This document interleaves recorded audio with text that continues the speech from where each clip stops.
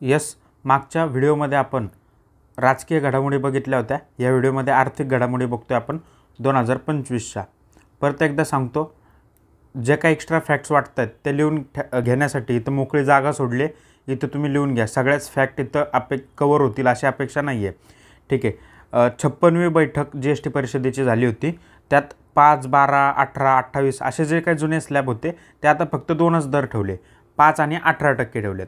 तर इथं 5 आणि 12% मध्ये कन्फ्युजन होऊ शकतं. तर 5 आणि 18% दोनच ठेवलेत. 40% हा नवीन दर ॲड केला विशेष दर म्हणून. तंबाखू, पान मसाला, कोल्ड्रिंक आणि प्रीमियम वाहने जे असतील त्यांच्यावर तो 40% दर लागणार आहे. स्थापना कधी झाली होती GST परिषदेची? तर 2016ला कलम 279A अंतर्गत स्थापना होत असती आणि निर्णयासाठी 75% मतांची आवश्यकता असते. GST काउन्सिलमधले जे काही निर्णय तिथं 75% मतांची आवश्यकता असते. त्यात केंद्राचा वाटा किती असतो, मताधिकार किती असतो, तो 1/3 आणि स्टेटचा वाटा किती असतो, 2/3 असतो डिसिजनमध्ये. पण जे काही डिसिजन होतं त्याच्यामध्ये 75% निर्णयाने किंवा मतांनी डिसिजन होतात. अध्यक्ष कोण असतात GST काउन्सिलचे? केंद्रीय अर्थमंत्री. म्हणून कायम आपल्याला कोणाच्या अध्यक्षतेखाली GST काउन्सिलची परिषद होताना दिसते? तर निर्मला सीतारामन यांच्या अध्यक्षतेखाली. सचिव कोण असतात? तर महसूल सचिव असतात. इथं अर्थ सचिव वगैरे महसूल सचिव हे सचिव असतात. 2024-25मध्ये आपल्या देशाचं एकूण GST संकलन किती झालं? तर 22 लाख कोटी. त्यात महाराष्ट्राचा किती वाटा होता? 3 लाख कोटी. आणि पहिले 3 राज्य विचारले जातात: महाराष्ट्र, गुजरात, कर्नाटक.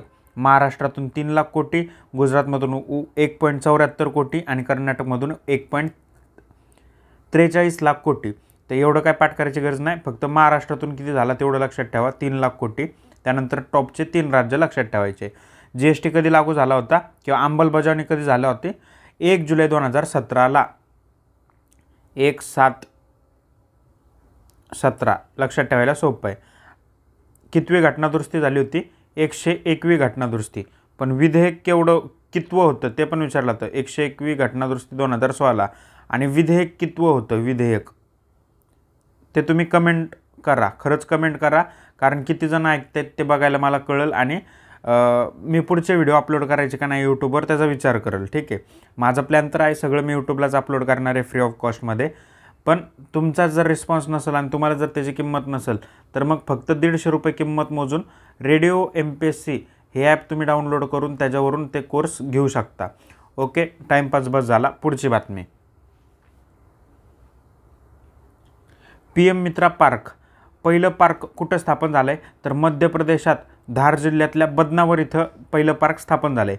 पूर्ण देशामध्ये 7 पार्क स्थापन करायचे आहेत आणि महाराष्ट्राचा त्याच्यात अमरावती इथं ते स्थापन होणार आहे. मग बाकीचे कुठे 7 पार्क आहेत? तर तमिळनाडूमध्ये विरुधुनगर, तेलंगणामध्ये वारंगल, गुजरातमध्ये नवसारी, कर्नाटकमध्ये कलबुर्गी, मध्य प्रदेशमध्ये धार आणि आता इथं पहिलं मित्रा पार्क स्थापन झालेलं आहे. उत्तर प्रदेशमध्ये लखनौ आणि महाराष्ट्रात अमरावती. तर ते 7 पार्क कुठं स्थापन होणार ते पाठ करणं गरजेचं आहे, कारण कुठं नाही कुठं आहे असा एक मल्टीलायनरमध्ये क्वेश्चन येऊ शकतो. मित्राचा फुल फॉर्म काय? तर prime minister mega integrated textile region and apparel. मित्राचा फुल फॉर्म सुद्धा एक लक्षात ठेवा. महाराष्ट्र स्टार्टअप आणि उद्योजकता धोरण 2025चं 5 ऑगस्ट 2025ला मान्यता देण्यात आली. याचं उद्दिष्ट काय? तर सरळ सेवेला प्रश्न आला होता. 50,000 स्टार्टअप तयार करायचेत आणि 1.5 लाख उद्योजक निर्माण करायचे, हे त्याचं उद्दिष्ट आहे. सरळ सेवेला प्रश्न आला तर तेव्हा आपण विचार काय करू शकतो की 5 वर्षांसाठीचं हे टार्गेट आहे ना, पुढच्या 5 वर्षांसाठी. मग 5 वर्षांसाठी 50,000 स्टार्टअप होतील का? 5,000 होतील. मग आपण हिशोब लावला की 5 वर्षात 5,000 म्हणजे एका वर्षात 1,000, मग 1 दिवसात 3, असं काहीतरी हिशोब लागू शकतो आणि ते उत्तर चुकू शकतं. म्हणून 50,000 स्टार्टअप आणि त्याच्या दुप्पट म्हणजे 1.25 लाख उद्योजक निर्माण करायचे आहेत. महाराष्ट्र इनोव्हेशन सिटी या अंतर्गत स्थापन केलं जाणार आहे नवी मुंबईमध्ये.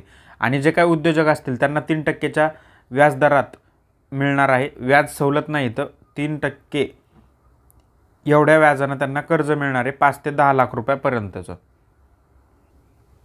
नेक्स्ट, बँकिंग सुधारणा कायदा 2025 आला. याची अंमलबजावणी 1 ऑगस्ट 2025 पासून झाली. सहकारी बँकांमधील संचालकांचा कार्यकाळ 10 वर्षांपर्यंत वाढवला आहे आणि सबस्टेन्शियल इंटरेस्ट मर्यादा जी होती, महत्त्वपूर्ण हितसंबंधांबाबतची जी मर्यादा होती ती 2 कोटी रुपयापर्यंत करण्यात आलेली आहे. आधी ती फक्त 5 लाख होती, ती आता 2 कोटीपर्यंत करण्यात आली आणि कार्यकाळ 8 वर्ष होता तो 10 वर्ष करण्यात आलेला आहे. एकूण 5 कायद्यांमध्ये सुद्धा बँकिंग सुधारणा कायद्याने सुधारणा झालेली आहे. कोणते कायदे आहेत ते, तर ते किती सुधारणा झाल्या, काय सुधारणा झाल्या ते लक्षात नाही ठेवायचं, फक्त कायदे आणि वर्ष आपल्याला इकॉनॉमिक्सच्या दृष्टीनं पण ते पाठ करावं लागतं म्हणून आपण ते पाठ करू. तर reserve bank of India RBI act कधीचा आहे, 1934चा. त्यानंतर बँकिंग नियमन कायदा म्हणजे बँकिंग रेग्युलेशन कधीचा आहे, 1949चा. 1955चा SBI ॲक्ट आहे, 1955चा. 1970चा आणि 1980चा काही पाठ करायची गरज नाही, पण बँकिंग कंपन्या अधिग्रहण आणि उपक्रमांचा हस्तांतर कायदा तो होता. एवढे 3 कायदे लक्षात ठेवतो आपण. नेक्स्ट आहे 16वा वित्त आयोग. कधी स्थापना आली होती, 31 डिसेंबर 2023ला. अरविंद पनागरिया हे अध्यक्ष आहेत, सचिव ऋत्विक रंजन पांडे. आणि या शिफारशींचा कालावधी किती असणार आहे, तर 1 एप्रिल 2026 ते 31 मार्च 2031 म्हणजे 2026 पासून 5 वर्ष. पण स्थापना कधी झालेली आहे, 2023ला. पहिला वित्त आयोग KC नियोगी यांच्या अध्यक्षतेखाली होता 1951ला. मग अर्थशास्त्रामध्ये जोड्या लावामध्ये विचारलं जातं की 13व्या वित्त आयोगाचे अध्यक्ष कोण होते, विजय केळकर. 14व्या वित्त आयोगाचे YV रेड्डी आणि 15व्या वित्त आयोगाचे, लेटेस्ट 15वा आहे ना, 15व्या वित्त आयोगाचे कोण होते, तर NK सिंग अध्यक्ष होते. नेक्स्ट राष्ट्रीय सहकार धोरण 2025. हे सहकार धोरण स्थापन करण्यासाठी जी काय समिती होती त्याचे अध्यक्ष होते सुरेश प्रभू. सहकार धोरण कोणी जाहीर केलं, सहकार मंत्र्यांनी म्हणजे केंद्रीय सहकार मंत्री अमित शहानी जाहीर केलं. उद्दिष्ट काय, तर 2034 पर्यंत सहकार क्षेत्राचा GDP मधला वाटा 3 पट करायचा आहे, 3x करायचा आहे, 3 पट करायचा आहे. प्रत्येक गावात किमान एक सहकारी संस्था असली पाहिजे आणि 50 कोटी लोकांचा सक्रिय सहभाग. म्हणजे आता जे काही 150 लोकसंख्या झालेली आहे आपली, 150 कोटी, तर 150 कोटीमधनं 1/3 म्हणजे 50 कोटी लोकांचा सक्रिय सहभाग घ्यायचा आहे आणि GDPतला वाटा 3 पट वाढवायचा आहे. 3 पट आणि /3 लक्षात राहील. याच्या आधीचं जे काही राष्ट्रीय सहकार धोरण होतं पहिलं ते 2002ला आलं होतं. 2002 आणि 2025 म्हणजे 23 वर्षांनी आलं आहे आता. मग सहकार धोरणाबाबत आता नवीन धोरण आले तर पॉलिटीला याच्या अँगलने प्रश्न येतील. स्टॅटिक पॉलिटीमध्ये काय, सहकार संस्थांचा कायदा कधीचा, त्याच्यातली कलमं ते 29B वगैरे ते सगळं 1C हे ते आपल्याला रिवाईज करायचं आहे. नेक्स्ट वर्ल्ड इन्व्हेस्टमेंट रिपोर्ट, जागतिक गुंतवणूक अहवाल आणि पुढील FDI गुंतवणूक. तर याच्यामध्ये थोडी कॉन्फ्लिक्ट दिसते, आपल्याला काय आकडे वगैरे पाठ करायचे नाही आहेत, फक्त एक ट्रेंड लक्षात ठेवा. आणि जास्तीत जास्त विचारलं तर आपल्याला ते भारताच्या आकडेवारीनुसार विचारतात. DPIIT पुढं जाऊन बऱ्याच वेळाला तुम्हाला हा शब्द येणार आहे DPIIT. तर याचा फुल फॉर्म काय, department for promotion of industries and internal trade. Department for promotion of industries and internal trade हा शब्द बऱ्याचदा येणार आहे, फुल फॉर्म पाठ करून घ्या. ठीक आहे. जागतिक गुंतवणूक अहवाल कोण जाहीर करतं, अंगटॅड म्हणतो आपण. त्याची स्थापना 1964ला झाली होती. 2024मध्ये 27 अब्ज डॉलरचा FDI प्राप्त झाला असं ते म्हणतात. आणि 2023च्या तुलनेत घट झाली का वाढ झाली, तर घट झालेली आहे. सर्वाधिक FDI प्राप्त देश अमेरिका, सिंगापूर, हाँगकाँग. मग भारताचा कितवा क्रमांक लागतो, 15वा. ठीक आहे. हे 27 अब्ज पाठ करू नका, फक्त सर्वाधिक FDI प्राप्त देश कोणते, तर अमेरिका, सिंगापूर आणि हाँगकाँग. अ-सी-हा असं लक्षात ठेवू शकता. अ-सी-हा आपण इकॉनॉमिकमध्ये म-सी-हा लक्षात ठेवले, कशावरनं ते, लोकसंख्यावरनं. तर इथं अ-सी-हा लक्षात ठेवा.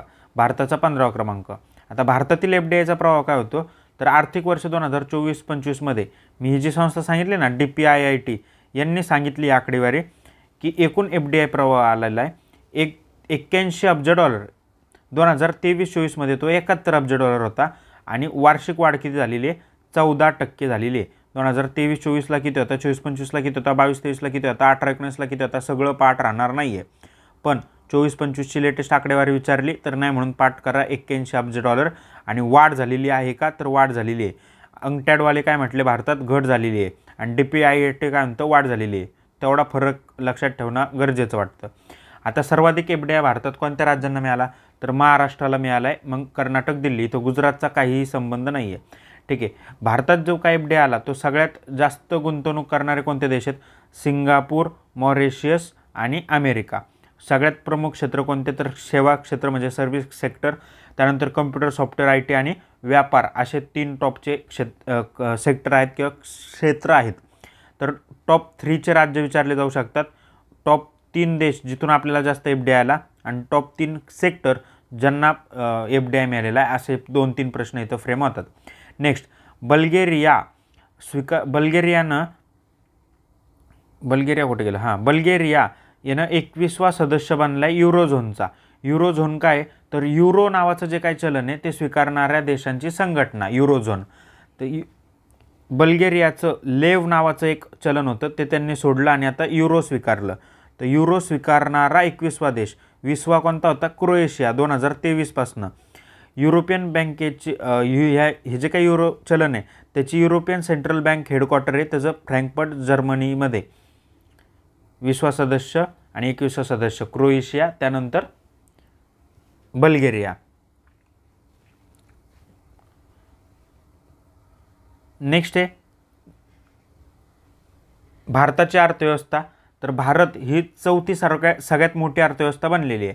मग पहिल्या 3 अर्थव्यवस्था कोणत्या, अमेरिका, चीन, जर्मनी. भारत 4थी. मग कोणाला, जपानला मागं टाकले, 5 नंबरला गेलेला आहे जपान. आता किती अब्ज डॉलर आहे किंवा काय आहे तर 4.19 ट्रिलियन डॉलर आहे.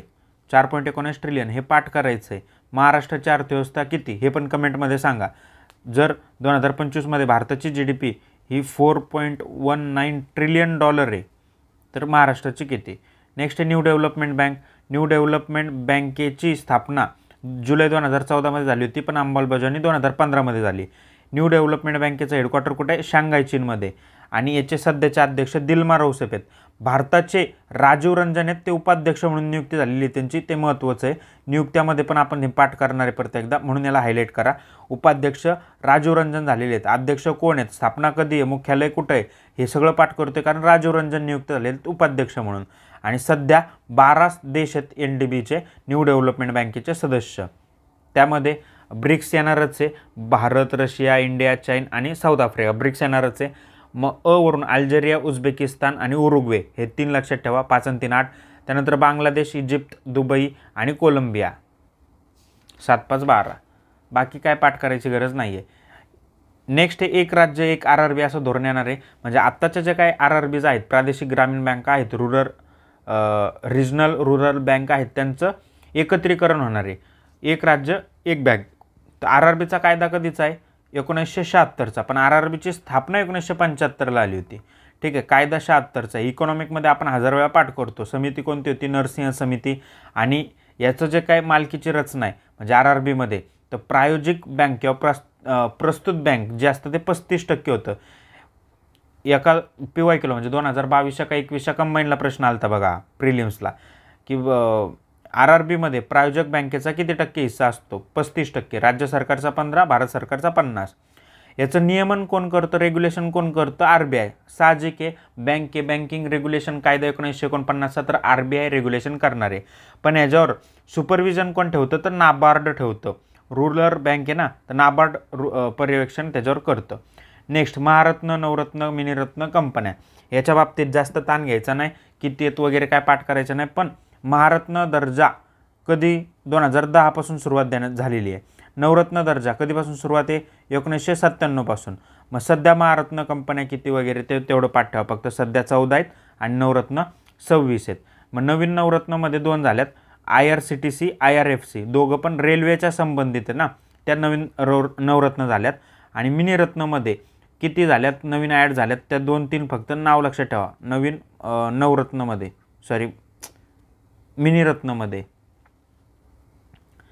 महारत्न कोण झालं, नवरत्न कोण झालं एवढंच लक्षात ठेवायचं आहे. मिनिरत्न पाठ करायचं नाही. ठीक आहे, नवरत्न मिनिरत्न 1997 पासून आहे, महारत्न 2010 पासून दर्जा आहे. कोणत्या कंपन्यात वगैरे पाठ होणार नाही, लक्षात राहणार नाही, विचारणारही नाही. तर मग इथं जाऊन आर्थिक किंवा अर्थशास्त्राच्या अँगलने एक प्रश्न बनवत, महारत्न होण्यासाठी किती कोटींची उलाढाल होणं आवश्यक आहे, नवरत्न होण्यासाठी किती कोटींची उलाढाल आवश्यक आहे. आता महारत्न होण्यासाठी कमीत कमी 25,000 कोटी वार्षिक उलाढाल पाहिजे, किंवा मागचे जे काही 3 वर्ष त्यांचं ॲव्हरेज टर्नओव्हर 25,000 कोटी पाहिजे. आणि नफा 5,000 कोटी पाहिजे. नफा ही उलाढाल, हे नफा. नवरत्नाचा जर विचार केला तर याची 20,000 कोटीच्या जवळपास पाहिजे आणि नफा म्हटलं तर 3 वर्ष नफा दाखवला पाहिजे वगैरे. पण हे सर्वोच्च दर्जा असतो महारत्न आणि त्यामध्ये तुम्हाला लयच हौस असली पाठ करायची तर त्या 14 कंपन्या कोणत्या हे तुम्ही पाठ करू शकता. ठीक आहे. नेक्स्ट, टायटॅनियम आणि सुपर अलॉय मटेरियल प्लांटचं लखनौमध्ये उद्घाटन करण्यात आले. कुठं? लखनौमध्ये, UP-मध्ये.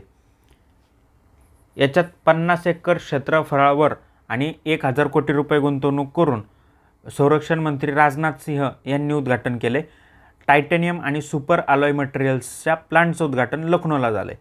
नेक्स्ट आहे लक्ष्मी पे ॲप. महिलांसाठी पहिलं UPI व्यासपीठ आलेलं आहे, ते लक्ष्मी पे ॲप. मित्रा, आता ही मित्रा वेगळी आहे, सेबीनं आणलेली मित्रा आहे.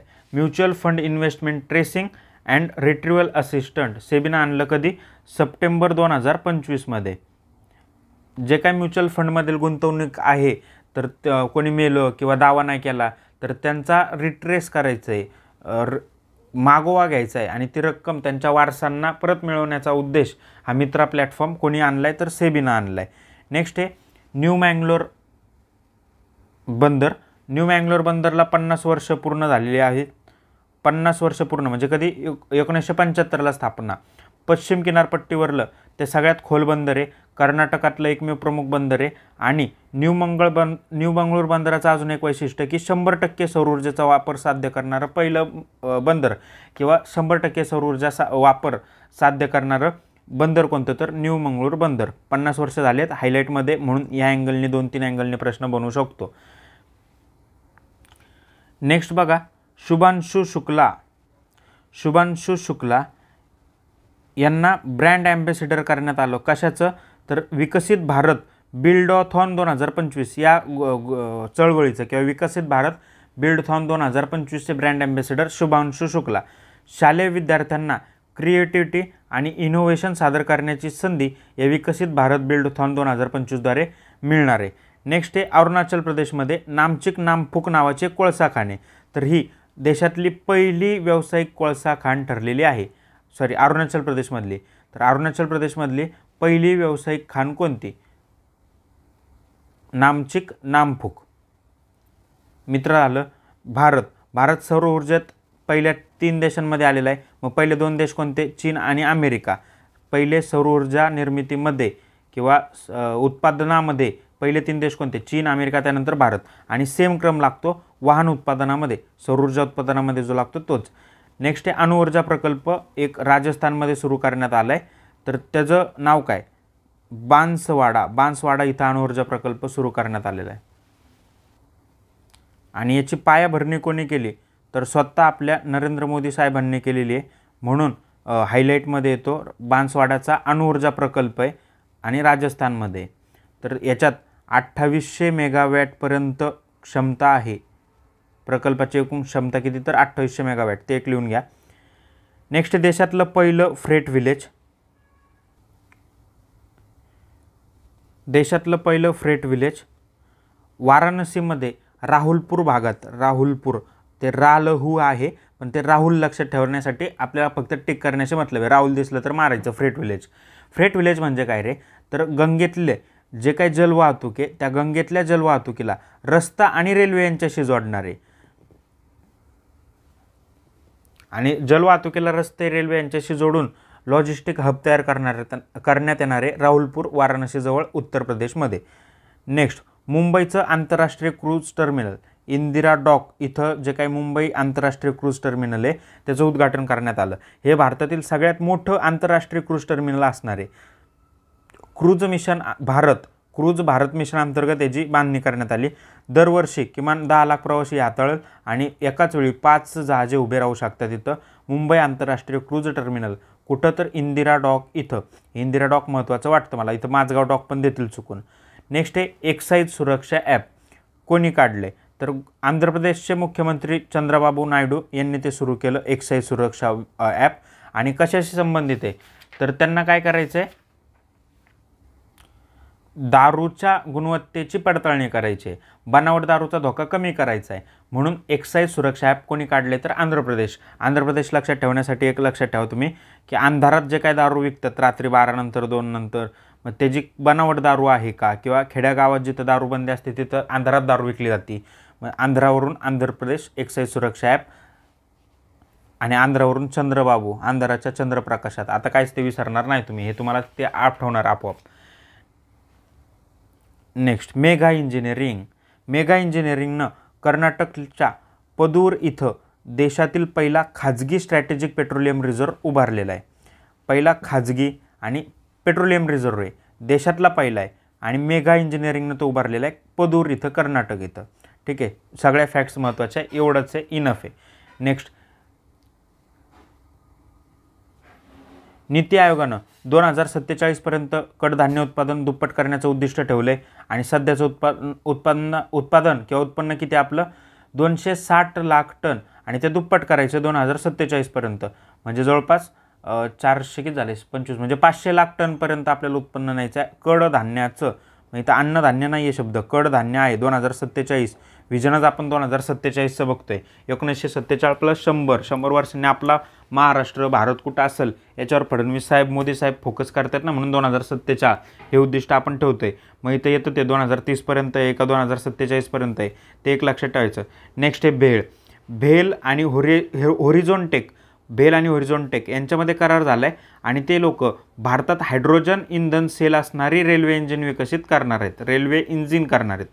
भारत EFTA व्यापार करार तर 1 ऑक्टोबर 2025 पासून लागू झाला.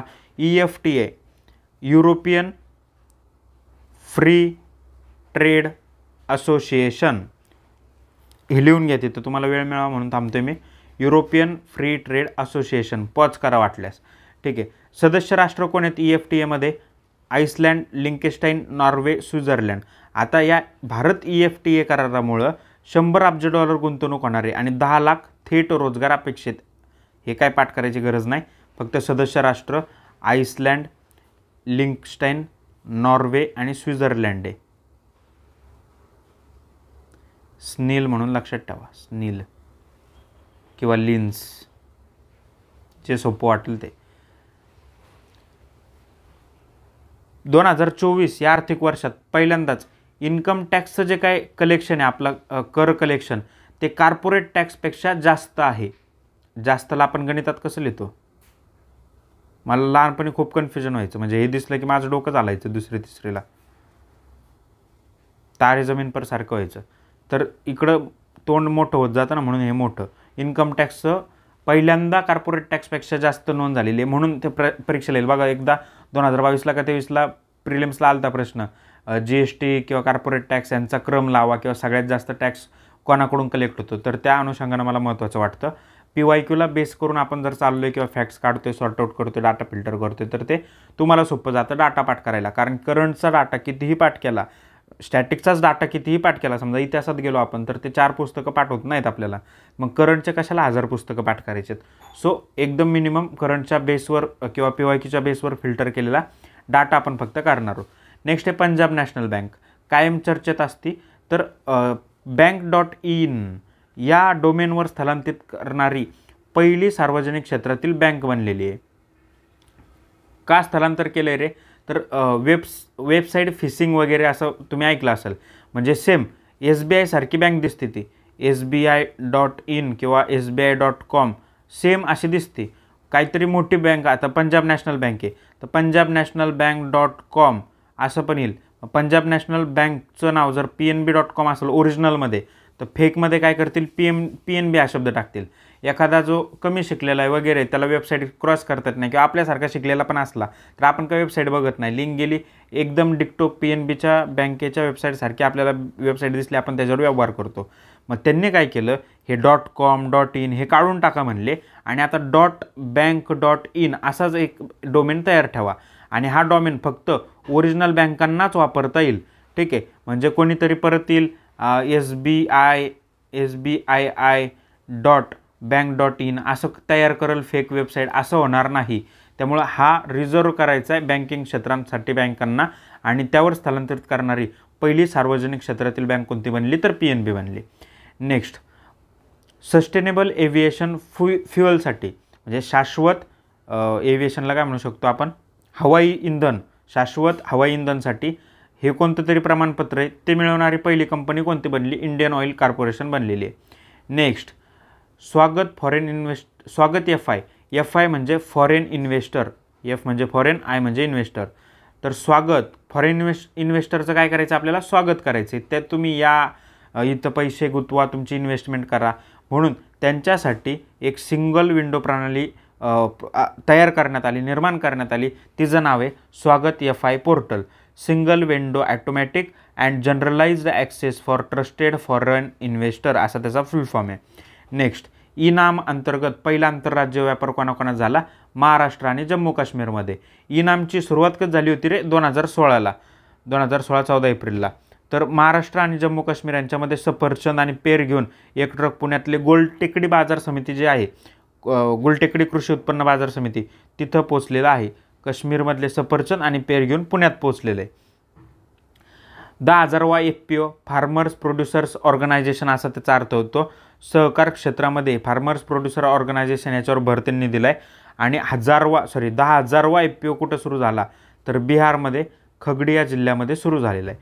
आशियातील सर्वात लांब मालगाडी कोणती, रुद्रास्त्र नावाची आहे, तिची लांबी किती आहे, 4.5 किलोमीटर आहे. आशिया खंडातली सगळ्यात लांबी 4.5 किलोमीटर मालगाडी आहे, रुद्रास्त्र मालगाडी.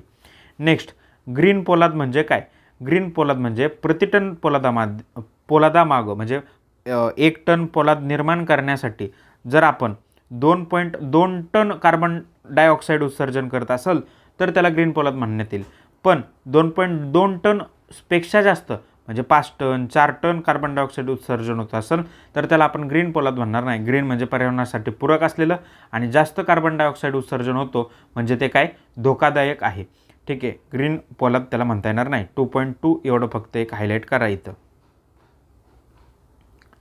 ह्या नोट्सला पण कसं हायलाईट करायचं बऱ्याच जणांना येत नाही, ते आता मी तुम्हाला इथं करून दाखवतो. ठीक आहे, नवीन आधारभूत वर्ष 2022-23 शिफारस कोणी केली, विश्वनाथ गोल्डर समितीनं.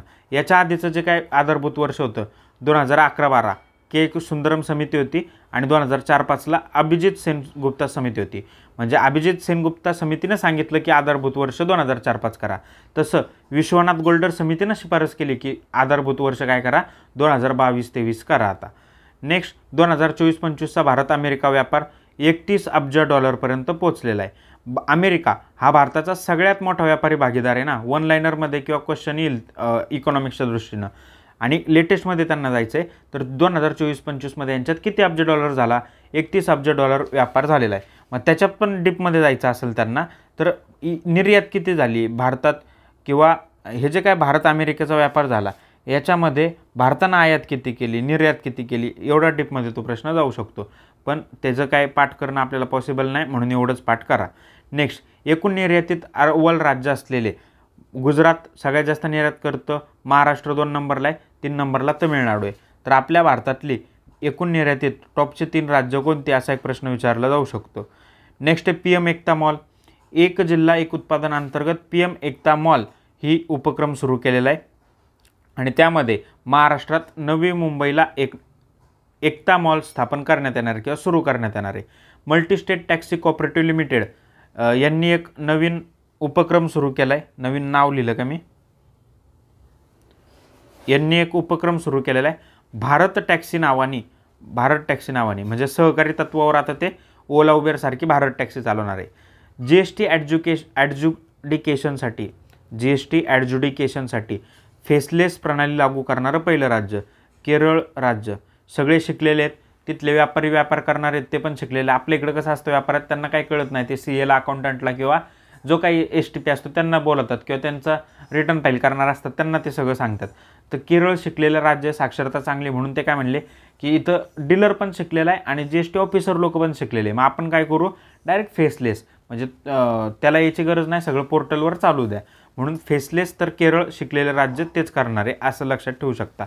नेक्स्ट आहे विदर्भातील पहिला एकात्मिक पोलाद प्रकल्प कुठं, गडचिरोलीमध्ये विदर्भात.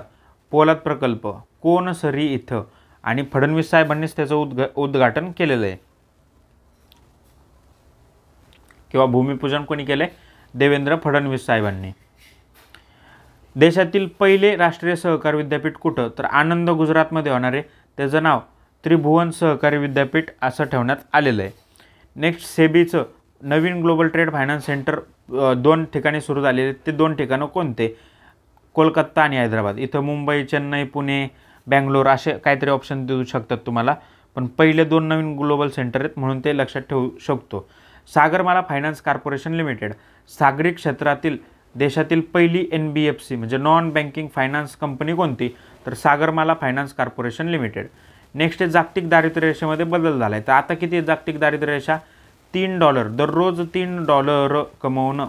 जर दररोज $3 तुम्ही कमवू शकत नसले, $1 म्हणजे समजा आता 80 रुपये, 8 त्रिक 24, दररोज 250 रुपये कमवू शकत नसले तर तुम्ही दारिद्र्य रेषेखाली आता.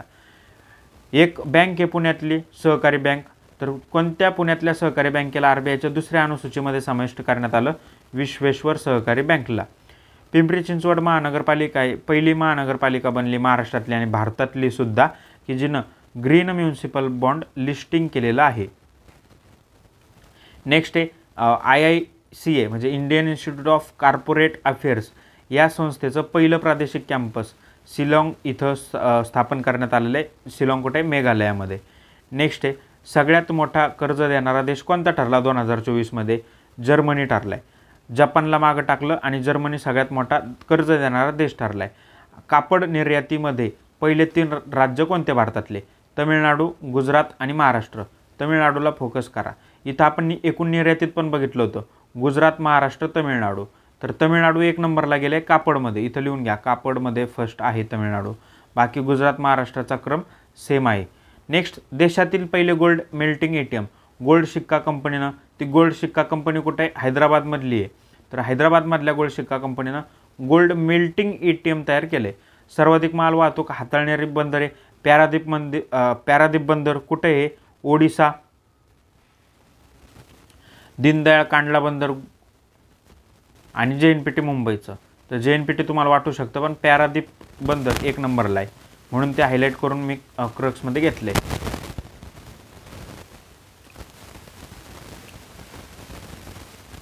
नेक्स्ट आहे, national urban cooperative finance and development corporation. याच्या कार्यालयाचं उद्घाटन केलं आहे कोणी? अमित शहा यांनी. आणि कुठं झालं आहे त्याचं हेडक्वार्टर किंवा कार्यालय? तर मुंबईमध्ये. नेक्स्ट, 2023-24मध्ये सॉफ्टवेअर निर्यातीत सॉफ्टवेअर एक्सपोर्टमध्ये टॉपला असलेली शहरं कोणती? तर पुणे येणार नाही, बँगलोर टॉपला असतं. त्यानंतर हैदराबाद मोठं हब आहे.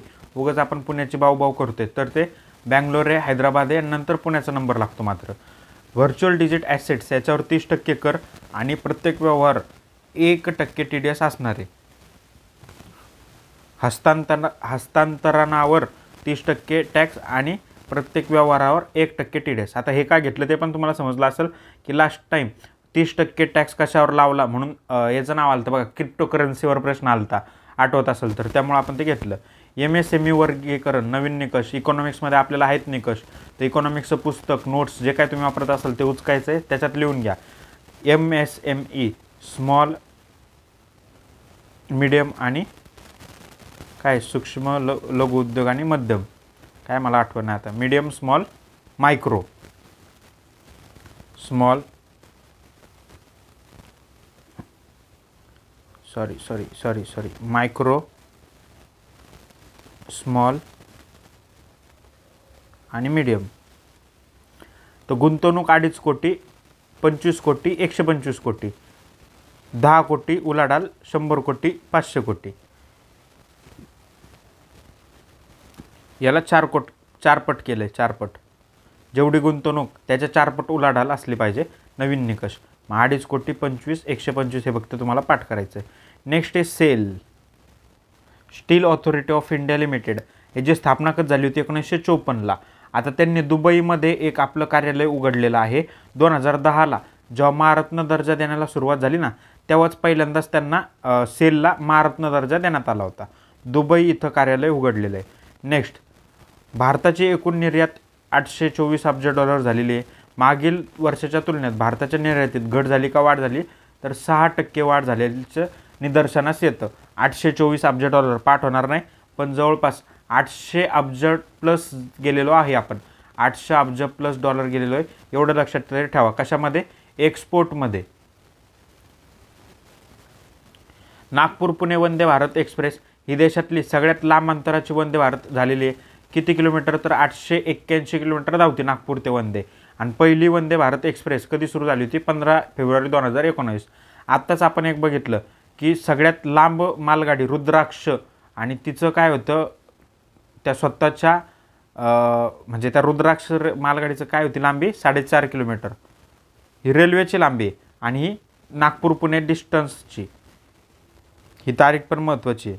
त्यात परत एक प्रश्न येईल की पहिली वंदे भारत कोणत्या 2 ठिकाणांद्वारे धावली, म्हणजे 2 ठिकाणांदरम्यान धावली? तर पहिली होती म्हणजे देशाच्या महत्त्वाच्या ठिकाणावरून धावली पाहिजे, दिल्ली. मग दिल्लीवरून कुठं जाईल? तर मोदी साहेबांचा फेवरेट वाराणसी, तिथूनच ते खासदार बनतात ना. तर दिल्ली ते वाराणसी या दरम्यान पहिली वंदे भारत एक्सप्रेस धावली 15 फेब्रुवारी 2019ला. त्याचं जुनं जे नाव होतं ते ट्रेन 18 होतं, हे पण पाठ ठेवा. नेक्स्ट, आशियातील सर्वात सुरक्षित बँक कोणती? DBS बँक सिंगापूर ही आशियातली सगळ्यात सुरक्षित बँक म्हणून घोषित करण्यात आली किंवा ग्लोबल फायनान्सनं ती ठरवली. नेक्स्ट आहे ड्राय डॉक. ड्राय डॉक काय असतं रे? तर जहाजांचं गॅरेज म्हटलं आता ड्राय डॉकला.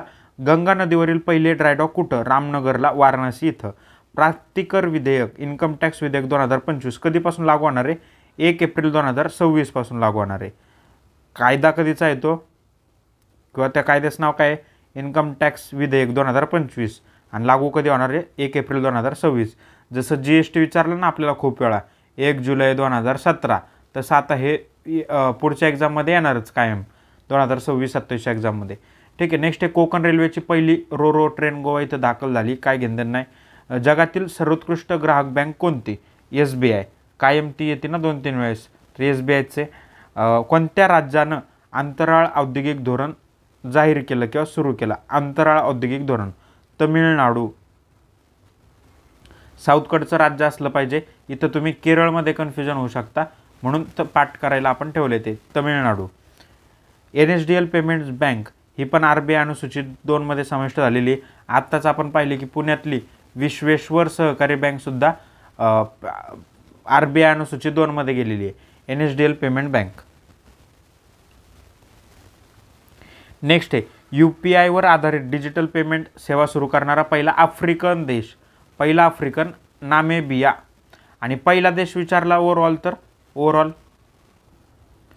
आपल्या शेजारचा देश होता भूतान. नेक्स्ट, भारतातील पहिला किनारपट्टीवरील औष्णिक ऊर्जा प्रकल्प किंवा वीज प्रकल्प. औष्णिक वीज प्रकल्प कुठला? किनारपट्टीवरील. तर औष्णिक वीज प्रकल्प आधी किनारपट्टीवर नव्हते म्हणून तो पहिला आहे. तर आंध्र प्रदेशात NTPC सिंहाद्रीचा तो प्रकल्प आहे. नेक्स्ट इरिसिल्क. इरिसिल्क मेघालयाचे GI टॅग मिळालेला आहे त्याला. त्या इरिसिल्कला अहिंसा सिल्क म्हणून पंतप्रधान नरेंद्र मोदी यांनी मन की बातमध्ये ते म्हटले. किताब वगैरे काय म्हणू नका, याला काय म्हटलं त्यांनी? अहिंसा सिल्क. इरिसिल्कला. आणि इरिसिल्कला GI टॅग मिळाला आहे, तर ते कुठलं आहे? मेघालयाचं आहे. नेक्स्ट, UPI क्रेडिट कार्डसह UPI संचलित शाखा सुरू करणारी पहिली कंपनी कोणती? स्लाइस नावाची कंपनी आहे. क्रेडिट कार्डसह त्यांनी UPI संचलित शाखा सुरू केली, बँक शाखा ॲक्च्युली. GM डिजिटल खरेदीत अव्वल राज्य कोणतं? UP. GEM माहिती ना, गव्हर्नमेंट मार्केट प्लेस, 2016ला वगैरे सुरू झालं होतं. भारतातील पहिले green municipal bond. Green municipal bond आत्ताच आपण याचं बघितलं ना, हे प्रामाणिक नाही आहे, प्रमाणित आहे. प्रमाणित लिहून घ्या त्याला. पिंपरी चिंचवडचं बघितलं ना, भारतातील पहिले, तर ती लिस्ट करणारी पहिली ग्रीन म्युनिसिपल बॉन्ड लिस्ट करणारी पिंपरी चिंचवड. आणि हे प्रामाणिक ग्रीन जारी हे काय करू नका, मला वाटतं सोडून द्या. पिंपरी चिंचवडवरच प्रश्न येईल तो. DPIIT म्हटलं ना, पुढं येईल फुल फॉर्म आठवला का? DPIITची स्थापना माहिती आहे का? लिहिली होती तिकडं. तर स्टार्टअपना मदत करण्यासाठी DPIITनं कोणत्या बँकेशी करार केला आहे, कॉन्ट्रॅक्ट केला आहे? ICICI bank. हायड्रोजन वाहतूक पाईप डिझाईन करणारी पहिली भारतीय कंपनी टाटा स्टील. NBFC दर्जा मिळालेली पहिली ई-कॉमर्स कंपनी कोणती? फ्लिपकार्ट. इथं ॲमेझॉनमध्ये तुम्ही कन्फ्यूज होणार आहे, पण फ्लिपकार्टनं मिळवलेलं आहे. आणि आत्ता आपण बघितलं ना, NBFC प्राप्त करणारी पहिली कंपनी सागरीमाला होती, सागरमाला फायनान्स कॉर्पोरेशन लिमिटेड, जी सागरी क्षेत्रातील पहिली NBFC ठरली. सागरमाला इथं लिहून ठेवा अजून एक, सागरमाला म्हणजे रिव्हिजन करताना ते आठवल. टेस्लाचं भारतातील पहिलं विक्री केंद्र कुठं सुरू झालं? BKC मुंबईला, बार्ला कुर्ला कॉम्प्लेक्स.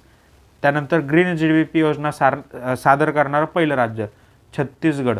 हे 36 प्रकारचे प्रयोग करतं म्हणून त्यांनी आता ग्रीन GDP लावले. ग्रीन GDP म्हणजे काय असतं तर जो काय शाश्वत विकास तुमचा होतो किंवा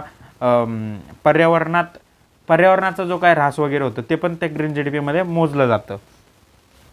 तर 36 प्रकारचे नखरे असतात ते ग्रीन GDP वगैरे मोजणं म्हणून.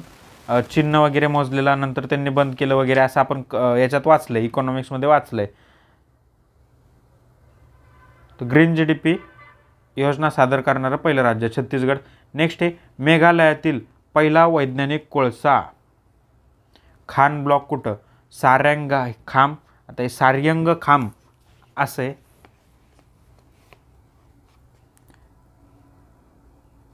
सारंग खाम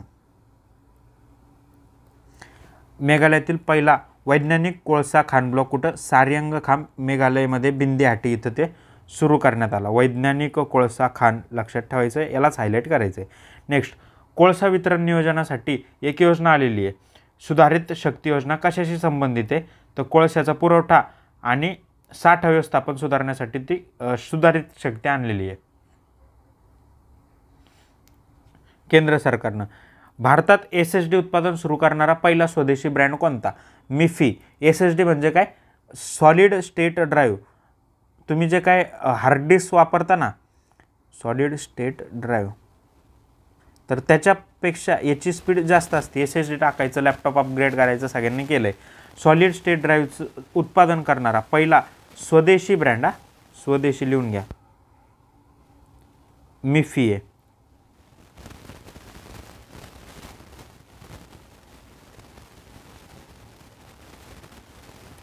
नेक्स्ट देशातील सर्वात मोठे दूध उत्पादक राज्य उत्तर प्रदेश. आणि GM मध्ये गव्हर्नमेंट मार्केट प्लेसमध्ये पण सगळ्यात जास्त खरेदी करणारं कोणतं राज्य होतं? उत्तर प्रदेश होतं. तातोतूप जलविद्युत प्रकल्प कुठं आहे? तर सियोम नदीवर आहे, अरुणाचल प्रदेशमध्ये. गरीब मुलांसाठी नमो टॉय बँक उद्घाटन कोणी केलं, कुठं केलं? ओम बिर्ला यांनी केलं, कोटा राजस्थान इथं केलं. तर इथं नमो टॉय बँकेचं उद्घाटन अमित शहा, नरेंद्र मोदी स्वतः, निर्मला सीतारामन, अजून त्यांना जे वाटते ते ऑप्शन देतील.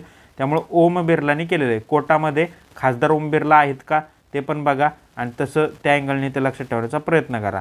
नेक्स्ट पराग अग्रवाल यांचा AI startup parallel web system नावानं त्यांनी AI स्टार्टअप काढलेला आहे. आता पराग अग्रवाल कोणत्या कंपनीचे CEO म्हणून झाले? ते ट्विटरचे झाले होते ना, नंतर मग ते एक्सने विकत घेतलं, त्यांना काढून टाकलं, मग त्यांनी आता AI स्टार्टअप सुरू केलं, पॅरलल वेब सिस्टम. ठीक आहे, अशा प्रकारे आपल्या आर्थिक घडामोडी संपलेल्या आहेत सगळ्या.